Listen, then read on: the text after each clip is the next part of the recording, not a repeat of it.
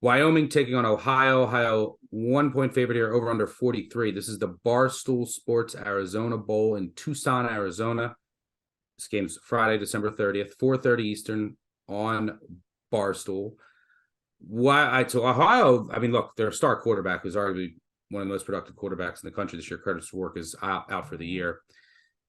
The Wyoming, that's it for the Ohio news as of now. The Wyoming news is crazy. Their top four backs, I think, are out. Top four. If Swen and Brash at the portal, and then their third and fourth string are hurt. They're, Keontae Clinton got hurt early in the year. Their corner, he's in the portal. Their other best corner, Cam Stone, he's in the portal. Their best edge rusher, Amatosha, he's in the portal. Their only best good receiver, Josh Cobbs, is in the portal. And I mean, he had like 35 catches. The next receiver had like 20. Their starting defensive tackle, Cole Godbout, missed the past 6 games. He's out. And look, Wyoming can't throw the ball at all. Now they're going to be down Cobbs. Ohio's run D has been solid and improved as the year went on. So I don't know how Wyoming's going to move the ball. And then, look, they're missing a lot of key pieces on defense, but Ohio has their backup quarterback. The only bowl teams that Wyoming beat was Utah State with their 4-string quarterback, and then just Air Force, who they match up well with. Their other wins were pretty poverty. And they were 4-1 in one-possession games. But Ohio, the only wins outside the MAC, which I thought was weak this year, was Fordham and FAU by like 6 points total in shootouts. So I don't know what to make of this game. I kind of lean under, but I just hate going under in these low totals and bowls. And Craig Bowl, as the name suggests, he owns bowls. He's, I think, 11-3 against the spread in bowl games. I'm struggling with this one because I wanted to fade the MAC, but Ohio is one team I believed in, and that their defense started to improve. And the Wyoming losses are significant, and they can't throw the ball. You lost your top receiver, and now you're down your top 4 running backs.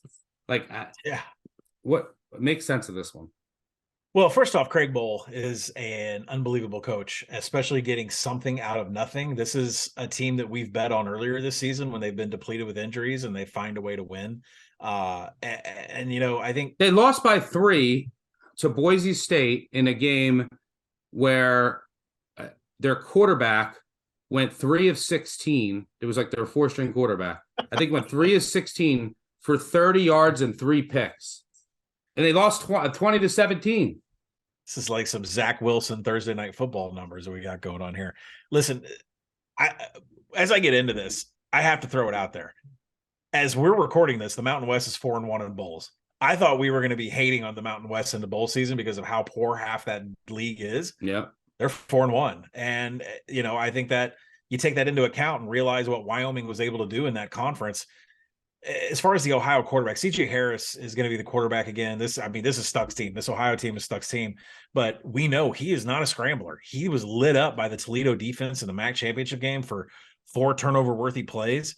And, Wyoming finished with much better numbers against the pass than they did against the rush. They were top 25 in limiting explosiveness and standard downs. And that's where I think Wyoming is going to have a huge advantage on defense, not just against CJ Harris, but Siea Bangura becomes the most important piece to the Ohio offense. And Bangura was shut down for the final 2 games against Bowling Green and Toledo from an average yards per carry perspective. He returned from injury. He just wasn't the same. So I'm not sure Ohio has anything offensively to get some points up on the board. You go to the other side of the ball, Wyoming, the heavy rush team, but Titus Swin, every single running back, I believe, is off the board here. All that's left after injury and portal, 25 designed run attempts from quarterback Andrew Peasley. That's it. That's all we have from a running perspective. So there's only good receivers out. Yes, there's not a single rushing attempt on the current running back depth chart. And listen, Ohio cannot defend the pass. They're outside the top 100 and everything. So maybe Peasley is throwing here. But to who? And they can't throw. I mean, Wyoming was a bottom 5 passing offense. And Peasley hasn't thrown a touchdown pass since week 6, right? I mean, I was reading that, I was like, oh my gosh. I think there's a little bit of blind faith in Craig Bowl. There's a little bit of blind faith in the Mountain West. But I think that this is a win. A first half under has to be in play here. That number is crumbling. I think you got to get that in the market early if you can. I played Wyoming, and I did that before all these opt-outs on the running back depth chart, but I'm sticking with it. It's a little bit of blind faith, but hey, there's no way we are not betting on every single bowl in bowl season. So that's definitely the way we're going. If a bowl If you don't bet on a bowl, does it even exist? I'm gonna bet the under. We haven't talked about unders enough. Like, how's Wyoming gonna move the ball? How's like this could be. I hate going under these low totals, but I'm doing it here. I'm going under. I almost went into a 3-hour film study on why Peasley's not thrown a touchdown since week 6. Like, how is that even possible? Right. And he's still the starter. So, I mean, there's a lot of blind faith going into this Cowboys bet. Yeah, I'm going under. Yep. All right. I'm going under here. Under 43. I'm locking it in.